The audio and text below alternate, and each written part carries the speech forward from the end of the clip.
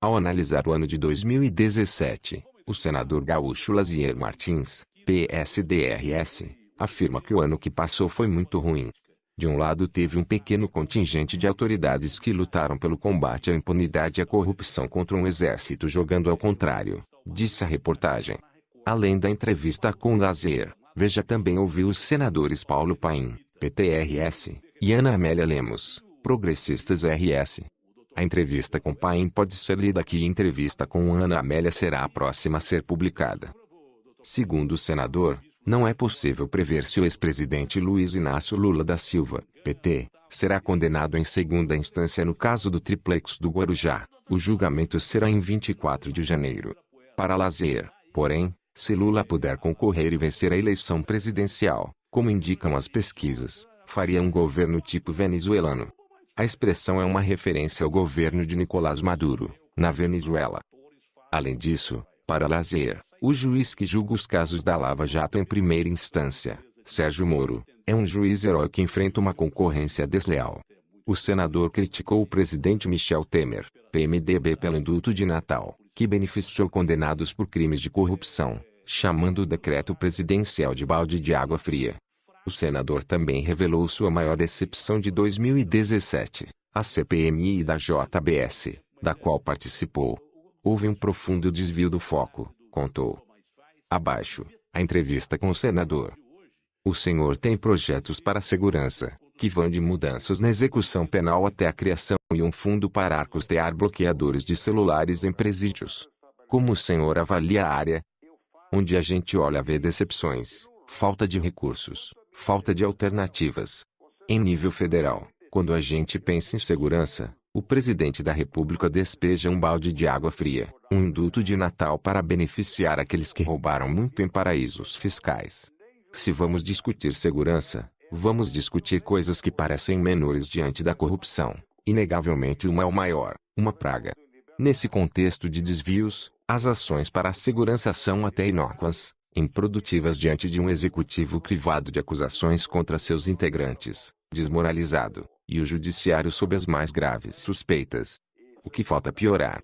Não nos apontam nada positivo. Enquanto o Ministério Público está se esforçando para combater a corrupção e enquanto um juiz herói como Sérgio Moro se esforça para moralizar e acabar com a praga da impunidade, há uma concorrência desleal do outro lado. Legislativo e figuras como Gilmar Mendes, Dias Toffoli e Ricardo Lewandowski, ministros do Supremo Tribunal Federal, jogam ao contrário para manter a impunidade porque isso lhes convém. O que falta piorar? Não nos apontam nada positivo. Enquanto o Ministério Público está se esforçando para combater a corrupção e enquanto um juiz herói como Sérgio Moro se esforça para moralizar e acabar com a praga da impunidade, há uma concorrência desleal do outro lado. A União deveria ressarcir os estados pelas exportações de produtos primários, mas há um impasse na execução da Lei Candir. No caso do Rio Grande do Sul, os repasses devidos chegam ao valor da dívida com a União e aliviariam a crise estadual. Qual é a proposta do senhor quanto à Lei Candir? O governo não reconhece a obrigação de ressarcir os estados porque a lei nunca foi regulamentada. O STF determinou que o Congresso regulamente a Lei Candir. Mesmo que reconhecesse a dívida, a União alega que não tem dinheiro para ressarcir o passado. São 16 anos de valores devidos. Os principais credores são o Pará, Minas Gerais, Mato Grosso e Rio Grande do Sul, que sozinho teria direito a 52 bilhões de reais de repasse, valor semelhante ao quanto o Estado deve à União. Propus o pagamento de ao menos uma parte, mas o processo é muito demorado. Por isso, defendo o fim da Lei Candir. Assim, os estados podem cobrar taxas sobre as exportações e passam a ter ao menos alguma arrecadação. O senhor integrou a Comissão Parlamentar Mista de Inquérito CPMI, da JBS, empresa de Joesley Batista, que neste ano gravou o presidente Temer em um suposto acerto de propina. Quais os resultados da CPMI? Os resultados são os piores. Foi uma rotunda frustração. Protestei desde o início de que não poderíamos perder o rumo. Houve um profundo desvio do foco. Deveriam investigar as irregularidades da JBS, que se tornou um grande cartel ao longo da trajetória, engolindo açougues e frigoríficos, fazendo negociatas no exterior, financiando campanhas e obtendo verbas imensas do Banco Nacional de Desenvolvimento Econômico e Social, BNDES. Porém, A CPMI acabou combatendo a lei da delação e enfrentando o Ministério Público. Por isso apresentei um severo voto em separado. O relator Carlos Marum, atual ministro de Temer, se retirou da sala para não ouvir a dureza do voto. A CPMI não deu em nada. Aconteceu o que eles pretendiam. Foi um péssimo desfecho com recomendações bobocas de pedir que investiguem melhor a JBS para o MP responsabilizar Joesley e o Wesley Batista. Foi chover no molhado. Foi a maior decepção que tive nesse ano. A CPMI não deu em nada. Aconteceu o que eles pretendiam. Foi um péssimo desfecho com recomendações bobocas de pedir que investiguem melhor a JBS para o MP responsabilizar Joesley e o Wesley Batista. Foi chover no molhado. Foi a maior decepção que tive nesse ano. Como o senhor avalia a reforma trabalhista? A legislação do Getúlio Vargas estava ultrapassada e precisava realmente de algumas inovações. Minha preocupação é com o trabalho intermitente. Tenho dúvidas se não precariza muito o trabalho. Antes, os empregadores eram muito prejudicados e agora foram muito beneficiados. Deveria ter um meio termo. Precisava reforma, mas tiveram alguns excessos prejudiciais ao trabalhador. Deveria haver também uma graduação para extinção da contribuição sindical. Desta forma, apenas liquidou aquele que ajudava o trabalhador. Minha proposta foi para que houvesse um término gradual das contribuições, mas a emenda acabou não sendo aceita.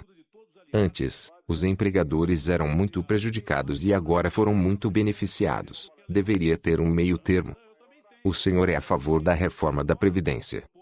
Muita gente prestes a se aposentar vai ter que trabalhar mais, por isso acho que a transição deveria ser mais amena. Em relação à idade, eu propunha 62 para homens e 60 para as mulheres, não 65. Que precisa, não tenho a menor dúvida. Se não vamos enfrentar o que houve na Grécia e Portugal, não haverá mais dinheiro. Fui integrante da CPI da Previdência. É verdade que demora muito para cobrar as empresas que devem à Previdência, mas quando vai cobrar, a empresa já faliu. Por outro lado, houve um benefício muito grande para a JBS que, devendo 2 bilhões de reais, não pagou porque ajudava com doações nas eleições e era protegida por isso. Realmente tem que cobrar, mas mesmo cobrando tudo, inclusive alguns bancos, não cobra as necessidades que a Previdência precisa. É um engano que só cobrar os devedores resolve. Tem que haver a reforma. Politicamente falando, como o senhor define o ano de 2017? Foi um ano muito ruim. De um lado teve um pequeno contingente de autoridades que lutaram pelo combate à impunidade e à corrupção contra um exército jogando ao contrário. Do ponto de vista econômico, se diz que está melhorando. Mas tem elevação da gasolina, aumento do gás de cozinha, da energia elétrica. Que baixa de inflação é essa? O número baixou, mas a gente não vê muito resultado. Sob o ponto de vista político não tem nada para comemorar no legislativo. O executivo grava seu descrédito, tanto pela impopularidade do presidente quanto pela compra de votos para arquivar 2 denúncias.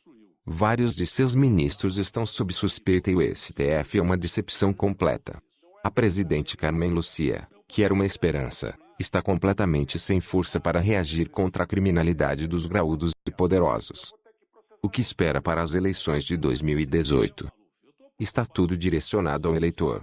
Se o eleitor brasileiro não tiver amadurecido, se o eleitor não observar que tem gente ocupando cargo que não deve continuar ali, o Brasil continuará a mesma coisa. O ex-presidente Luiz Inácio Lula da Silva pode ser condenado em segunda instância em janeiro pelo caso do triplex do Guarujá. Como isso pode afetar a eleição? Acho arriscado prognosticar que ele vai ser condenado. Eu não sei. Há indícios de que haverá condenação em segunda instância. Afora isso, há dúvidas sobre a unanimidade da condenação. Se houver unanimidade, fica mais viável a prisão. Se tiver divergência dos votos, ter embargos infringentes e o prazo para os recursos, de Lula, aumentam.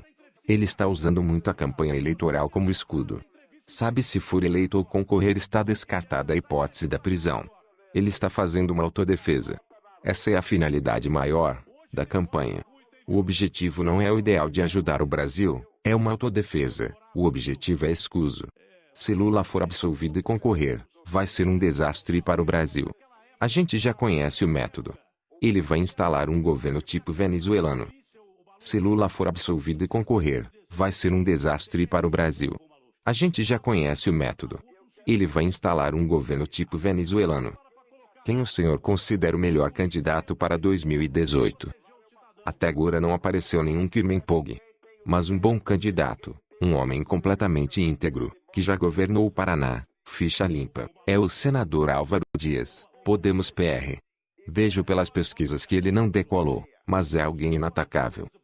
O Senado fica desmoralizado diante da população ao proteger parlamentares como no caso do senador Aécio Neves, PSD-BMG, que retomou seu mandato depois de afastado pelo STF. Foi sem o meu voto. Meu voto foi contrário. O que está funcionando muito mal é o Conselho de Ética. Fui um dos 4 votos do Conselho que perderam votação para que ele fosse investigado e não houvesse o arquivamento da denúncia. Entendi que ele tinha que ser processado e ter o direito de se defender, mas perdemos de 11-4. O conceito do Senado não é bom. Tem um elevado número de implicados na Operação Lava Jato.